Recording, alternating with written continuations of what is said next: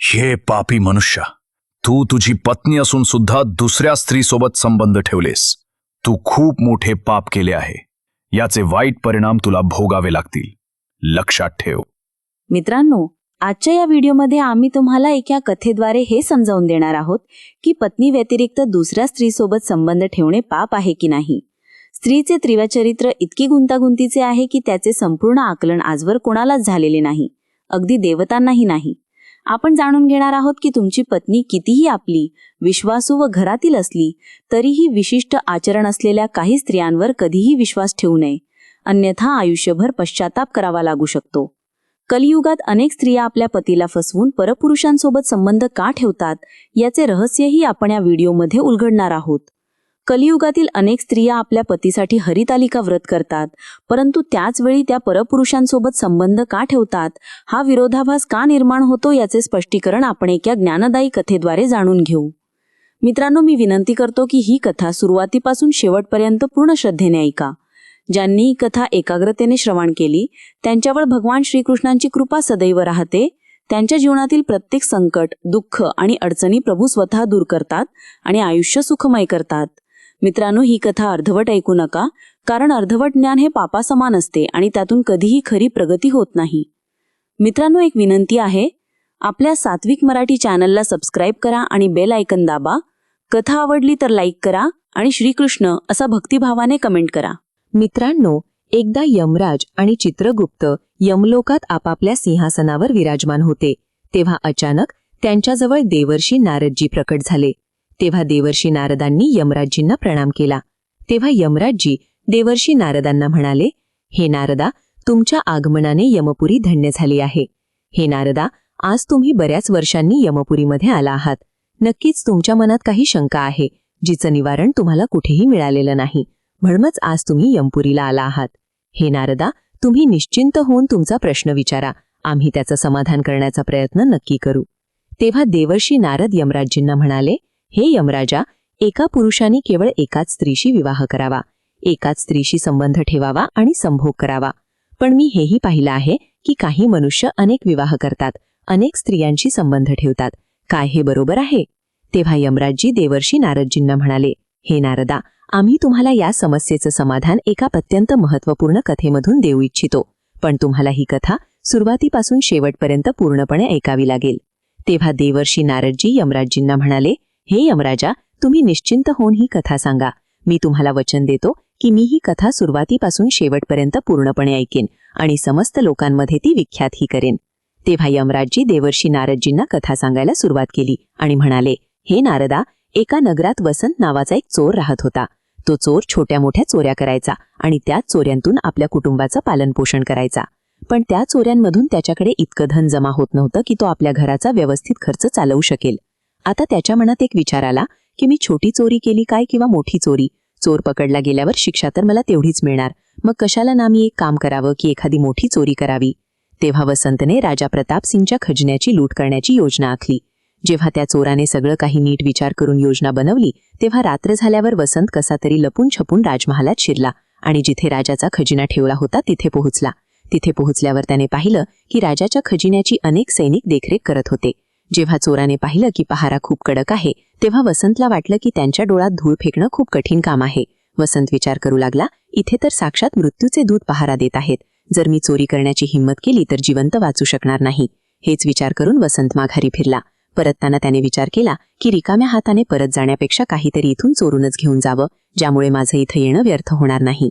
तेव्हा वसंतच्या डोक्यात युक्ती आली की राजाच्या कक्षात जावं, जिथे राजा रात्री झोपतो, आणि यावेळी राजा आपले कपडे काढून झोपला असेल. मी राजाची पोशाख चोरून घेऊन येईन आणि तीच पोशाख घालून मी सहजपणे काही धन चोरून इथून निघून जाईन. तेव्हा सर्व पहारेकड्यांना वाटेल की मी राजा आहे, त्यामुळे ते माझ्या वाटेत येणार नाहीत आणि माझं काम मोठ्या सहजतेने होऊन जाईल. असा विचार करून वसंत राजाच्या कक्षाजवळ पोहोचला. वसंतने हळूच पडदा बाजूला करून डोकावून पाहिलं तर आतला नजारा पाहून वसंत हैराण झाला. त्याने पाहिलं की कक्षात राजासाहेब आपल्या पलंगावर गाढ झोपेत आहेत आणि त्यांची राणी सुभद्रा आपले पूर्ण कपडे उतरवलेल्या अर्धनग्न अवस्थेत पलंगावर बसलेली होती. वसंतने राणीला जागं पाहिलं तेव्हा वसंतचे हातपाय गळाले. तो एका भिंतीला टेकून उभा राहिला. तो राणी झोपी जाण्याची वाट पाहू लागला. खूप वेळानंतर त्याने पुन्हा पडदा बाजूला करून पाहिलं की बघूया राणी अजून झोपली आहे की नाही, कारण जेव्हा राणी झोपेल तेव्हा राजाची पोशाख चोरता येईल. वसंतने पाहिलं की राणी त्याच अवस्थेत अजूनही जागी बसली होती. हे पाहून वसंत आणखीनच घाबरला. गडबडीत बाहेर त्या चोराच्या हातून एक गुलदस्ता खाली पडला. गुलदस्ता पडल्याचा आवाज ऐकून राजा तर जागा झाला नाही, पण राणी लगेच तलवार घेऊन बाहेर आली. तिने ती तलवार वसंतच्या गळ्यावर ठेवली आणि म्हणाली, कोण आहेस तू आणि इथे कशासाठी आला आहेस? खरं खरं सांग, नाहीतर मी आत्ता तुझं शिरकलम करेन. मित्रांनो, वसंत भीतीने घामाघूम झाला. त्याने हात जोडून गयावया करत म्हटलं, राणीसाहेब, माझा जीव सोडा. मी एक गरीब चोर आहे आणि चोरी करण्याच्या उद्देशाने मी इथे आलो होतो. मी इकडे तिकडे छोट्या मोठ्या चोऱ्या करून माझ्या कुटुंबाचं पालन करतो. तुम्ही मला मारलं तर माझी मुलं अनाथ होतील. मी वचन देतो की यावेळी मला सोडून द्या. मी कधी इकडे तोंडसुद्धा करणार नाही. माझ्या लहान लहान मुलांवर दया करा. वसंतला अत्यंत भयभीत आणि गयावया करताना पाहून राणीने वसंतला माफ केलं आणि म्हणाली, ऐक, मी तुला एका अटीवर सोडू शकते. मी यावेळी काम वासनेने त्रस्त आहे. जर तू माझ्यासोबत शारीरिक संभोग केलास तर मी तुला इथून जाऊ देईन. जर तू असं नाही केलंस तर मी तुझं शिर कापून टाकेन. राणीची अनोखी अट ऐकून वसंत आणखीनच जास्त घाबरला. तो म्हणाला, राणीजी, हे तुम्ही काय बोलत आहात? जरा तरी लाज बाळगा. मी एक चोर आहे आणि तुम्ही इतक्या मोठ्या राज्याची महाराणी आहात. आपलं मिलन कसं होऊ शकतं? माझी काय लायकी की मी तुमच्यासोबत असं करावं? माझ्यासाठी तर हे विचार करणंही पाप आहे. राणी म्हणाली, मला काही ऐकायचं नाहीये. जर तुला तुझा जीव प्रिय असेल तर मी जसं म्हटलं आहे तसं कर, नाहीतर मरायला तयार हो. मित्रांनो, राणीचा असा प्रस्ताव ऐकून वसंतचा जीव टांगणीला लागला. तो विचार करू लागला, आज मी खूप मोठ्या संकटात सापडलो आहे. जर मी राणीचं ऐकलं नाही तरी मारला जाईन आणि ऐकलं तरी मारला जाईन. आज तर माझं मरण नक्की आहे. वसंत खूप मोठ्या दुविधेत होता. वसंतने विचार केला की आता मी काय करू. शेवटी त्याने राणीसोबत संभोग करण्याची गोष्ट स्वीकार केली आणि म्हणाला, राणीसाहेब, मला 2 मिनिटांची सवलत द्या. मला खूप जोरात लघवी लागली आहे. आधी मला लघवी करून घेऊ द्या, त्यानंतर तुम्ही जसं म्हणाल तसं करायला मी तयार आहे. राणीने लगेच इशाऱ्याने लघवी करण्याचं ठिकाण दाखवलं. चोर निघून गेला आणि राणी तिथेच उभी राहून त्याच्या परतण्याची वाट पाहू लागली. वसंतने राणीच्या नजरेतून वाचून तिथून पळ काढला. पळत पळत जेव्हा तो दरवाजाजवळ पोहोचला तेव्हा दरवाजाच्या भास्कर नावाच्या पहारेकऱ्याने त्या चोराला पकडलं. पहारेकऱ्यानेही त्या चोराला खूप कठोर भाषेत चौकशी केली. त्याने पहारेकऱ्याला सारी गोष्ट खरी खरी सांगितली की मी एक चोर आहे आणि इथे चोरी करायला आलो होतो. राणीने मला पकडलं आणि राणीने मला सोडण्याच्या बदल्यात एक अट ठेवली आहे की ती मला तेव्हाच सोडेल जेव्हा मी तिच्यासोबत शारीरिक संभोग करेन. म्हणूनच मी लघवीचं निमित्त करून तिथून पळून आलो आहे.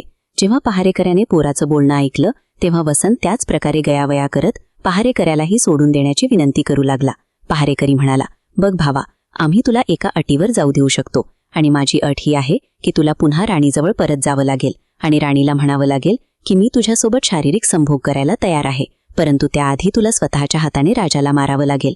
त्यानंतर आम्ही तुला जाऊ देऊ. पहारेकऱ्याची ही अट वसंतला आणखीनच जास्त कठीण वाटली. वसंतने विचार केला, जर आधीच मी राणीसोबत संभोग केला असता तर कदाचित जीव वाचूही शकला असता, परंतु आता वाचणार नाही. जर मी राणीला ही गोष्ट सांगितली तर ती माझं शिर कापून टाकेल. आता तर वसंतला चारीही बाजूंनी मृत्यू दिसत होता.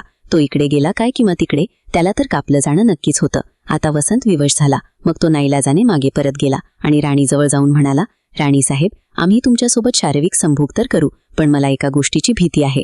जर त्यावेळी राजासाहेब जागे झाले तर ना तुम्ही वाचणार ना मी वाचू शकणार. राजासाहेब आपल्या दोघांनाही मारून टाकतील. म्हणून माझ्यासोबत संभोग करण्यापूर्वी तुम्हाला एक काम करावं लागेल. तुम्ही तुमच्याच हाताने राजाचं शिर कापून टाका. मग आम्ही निर्भय होऊ आणि सुखाने संभोग करू शकू. जर तुम्ही एवढं काम करू शकलात तरच मला तुमची अट मान्य आहे, नाहीतर मी तुमच्या हाताने मरणं योग्य समजेन. तुम्ही मला मारून टाका. राणी काम वासनेत वशीभूत झाली होती. राणी वसंतला म्हणाली, थांब, ही किती मोठी गोष्ट आहे. मी आत्ताच राजासाहेबांना मृत्यूच्या घाटावर उतरवते. एवढं बोलून राणीने दोन्ही हातांनी तलवार पकडली आणि झोपलेल्या आपल्या पतीची मान कापून टाकली. म्हणतात ना, ज्यांचं मन कामवासनेच्या अधीन होतं ते त्यावेळी आंधळे होतात. ते त्यावेळी आपल्या सर्वात प्रिय व्यक्तीचा मृत्यूही करू शकतात, कुळाचा विनाशही बघू शकतात, स्वतःला बंधनातही टाकू शकतात. त्यावेळी ते कामवासनेत आंधळे झालेले असतात.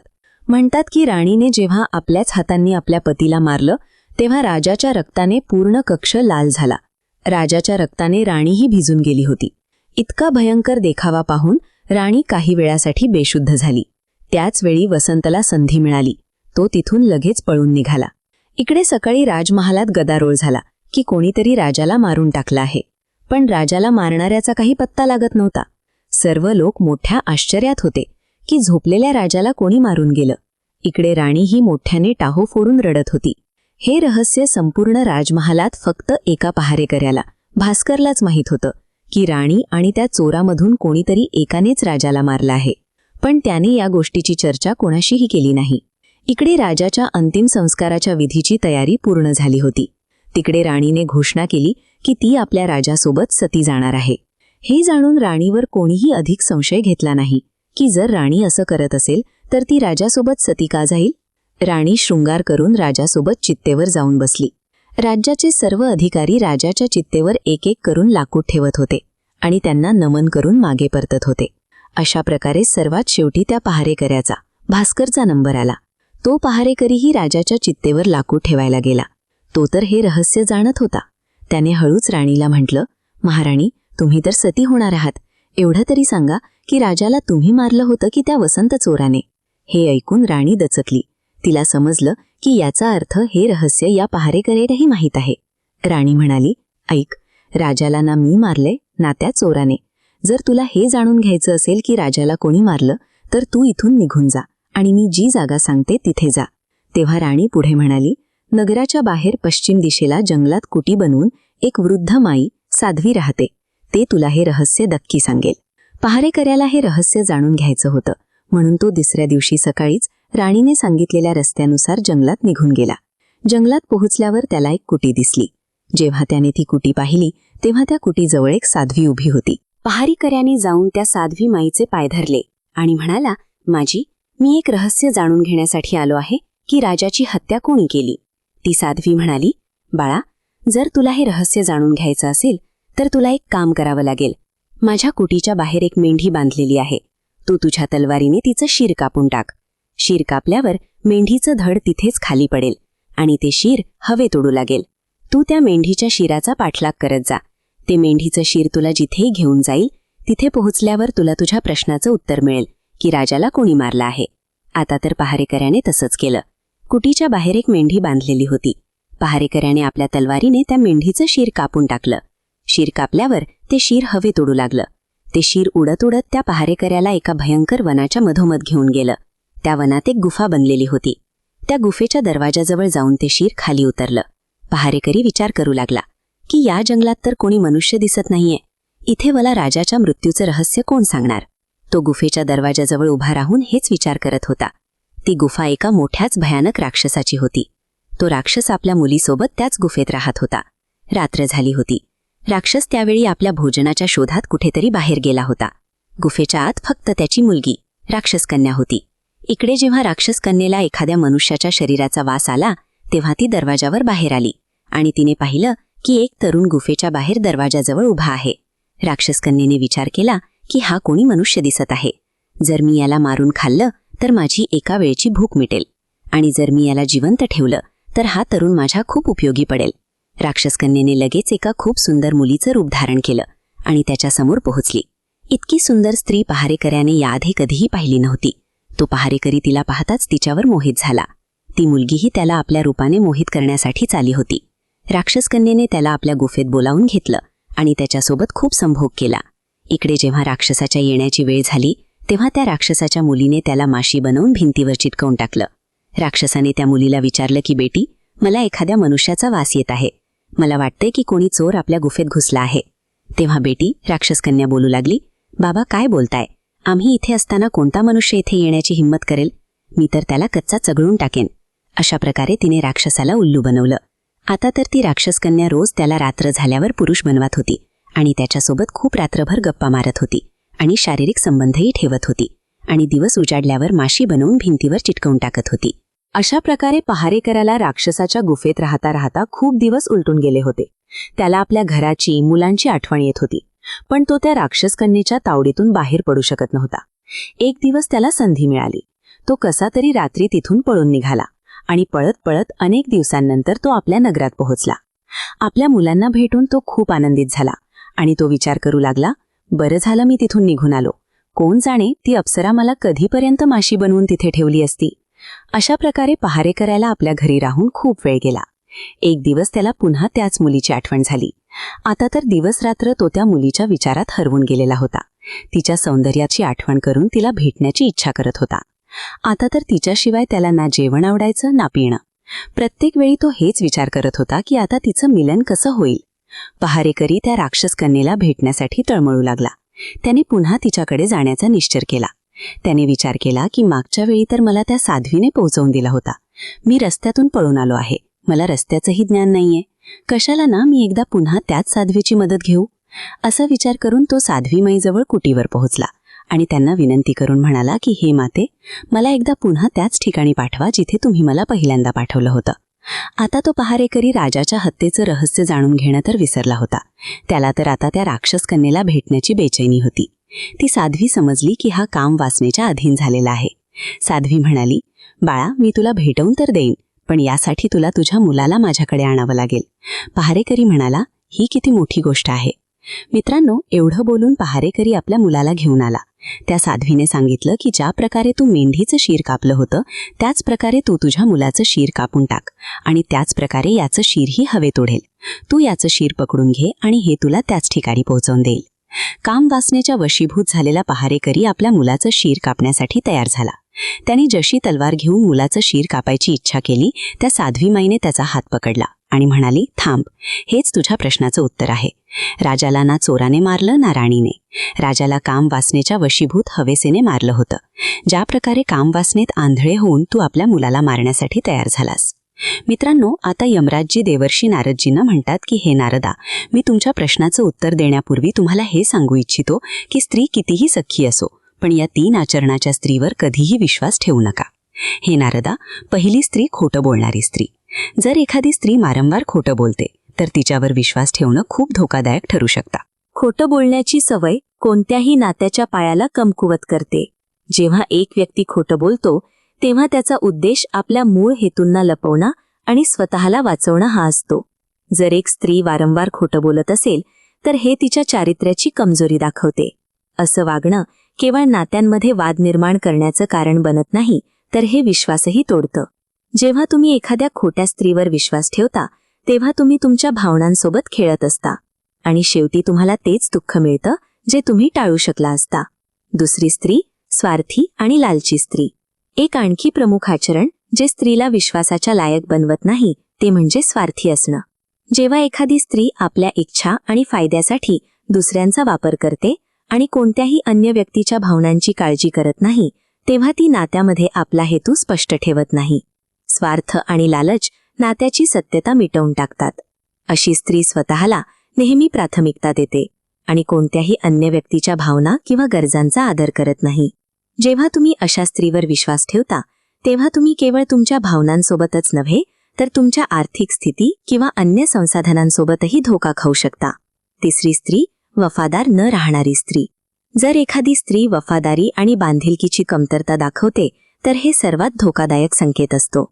वफादारी ही एका नात्याची सर्वात महत्त्वाची पायाभरणी आहे आणि जेव्हा एखाद्या स्त्रीमध्ये हा गुण नसतो तेव्हा ती नातं लवकरच तोडू शकते. ती कोणत्याही अडचणीच्या वेळी किंवा अन्य कोणत्याही आकर्षणापोटी आपल्या साथीदाराला धोका देऊ शकते. अशी कृती करणाऱ्या स्त्रीसोबत नात्यात राहणं मानसिक आणि भावनात्मक दृष्टीने खूप त्रासदायक असू शकतं. विश्वास आणि प्रेमावर आधारित कोणतंही नातं जर वफादारीच्या कमतरतेमुळे प्रभावित होतं तर ती शेवटी तुटूनच जातं. आता यमराजजी देवर्षी नारदजींना म्हणतात, हे नारदा, आता मी तुमच्या प्रश्नाचं उत्तर देतो की पत्नी व्यतिरिक्त या एका स्त्रीसोबत संबंध ठेवणं पाप नसतं. हे नारदा, मानवी जीवनात नात्यांचं महत्त्व खूप जास्त असतं आणि या नात्यांमध्ये सर्वात महत्त्वाचं आणि पवित्र नातं विवाहाचं असतं. विवाह एक अशी संस्था आहे जी 2 व्यक्तींना एकत्र आणते आणि यात केवळ शारीरिकच नव्हे तर मानसिक, भावनात्मक आणि सामाजिक जोडणीही असते. म्हणून जेव्हा पत्नी व्यतिरिक्त कोणत्याही अन्य स्त्रीसोबत संबंध ठेवण्याची गोष्ट येते तेव्हा हा प्रश्न उभा राहतो की काय हे पाप नसतं? पुढे यमराजजी देवर्षी नारदांना म्हणतात, हे नारदा, पहिली गोष्ट विवाहाची पवित्रता आणि नैतिक जबाबदारी. विवाहाला सामाजिक आणि धार्मिक दृष्टिकोनातून एक पवित्र बंधन मानलं जातं. भारतीय संस्कृतीमध्ये विवाहाला केवळ एक कायदेशीर करार नव्हे तर 2 आत्मांचं मिलन मानलं जातं.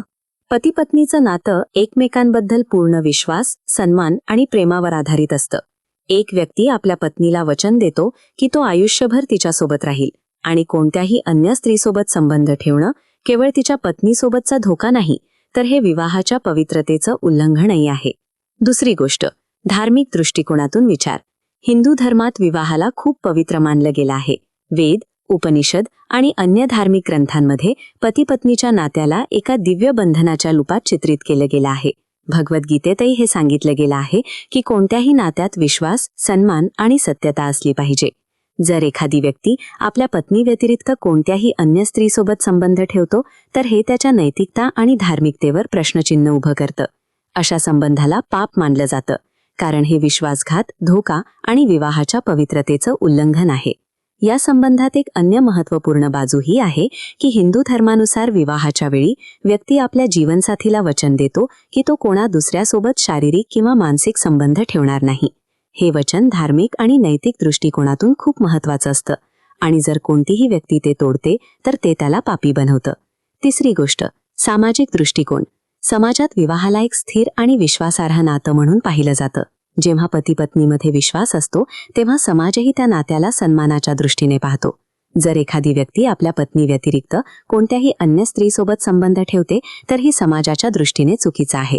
अशा व्यक्तीला समाजात आपली प्रतिष्ठा गमावण्याचा धोका असतो.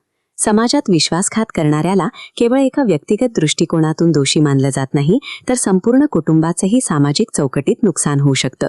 यातून केवळ कुटुंबात तणाव आणि असंतुलन निर्माण होतं असं नाही, तर समाजावरही याचा प्रतिकूल परिणाम होतो. चौथी गोष्ट, मानसिक आणि भावनात्मक परिणाम. जेव्हा एखादी व्यक्ती आपल्या पत्नी व्यतिरिक्त कोणत्याही अन्य स्त्रीसोबत संबंध ठेवते तेव्हा याचा मानसिक आणि भावनात्मक परिणामही खूप खोल असतो. पत्नी जी आपल्या पतीवर विश्वास ठेवते, तिला जेव्हा या धोक्याबद्दल कळतं तेव्हा तिचा विश्वास तुटतो. हे केवळ पत्नीसाठी मानसिक वेदनांचं कारण बनत नाही, तर मुलांवर आणि अन्य कुटुंबातील सदस्यांवरही याचा परिणाम होतो. मानसिक रूपाने हा व्यक्ती आपल्या नात्यात असंतुलन आणि अशांतता अनुभवू लागतो. धोका देणाऱ्या व्यक्तीच्या मानसिक स्थितीमध्येही तणाव आणि अपराध बोधाची भावना होऊ शकते.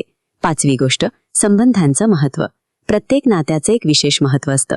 पती-पत्नीचं नातं एकमेकांसोबत आयुष्यभराचं वचन असतं. या नात्यात भावनात्मक आणि मानसिक जोडणी इतकी खोल असते की कोणत्याही तिसऱ्या व्यक्तीच्या प्रवेशाने ती पूर्ण संरचना धोक्यात येते. कोणा दुसऱ्या स्त्रीसोबत संबंध ठेवणं केवळ पत्नीसाठीच नव्हे, तर त्या व्यक्तीसाठीही चुकीचं असतं, जो असे संबंध ठेवत असतो. हे संबंधांच्या सत्यता आणि इमानदारीला नुकसान पोहोचवतं आणि आत्मसन्मानालाही कमी करतं. मित्रांनो, पती-पत्नी विवाह करतात. जर त्यांना कोणत्याही संतानाची प्राप्ती होत नाही, तर ते त्या पूर्तीसाठी पुन्हा विवाह करू शकतात. तिथे पत्नी व्यतिरिक्त या एका स्त्रीसोबत संबंध ठेवणं पाप नसतं.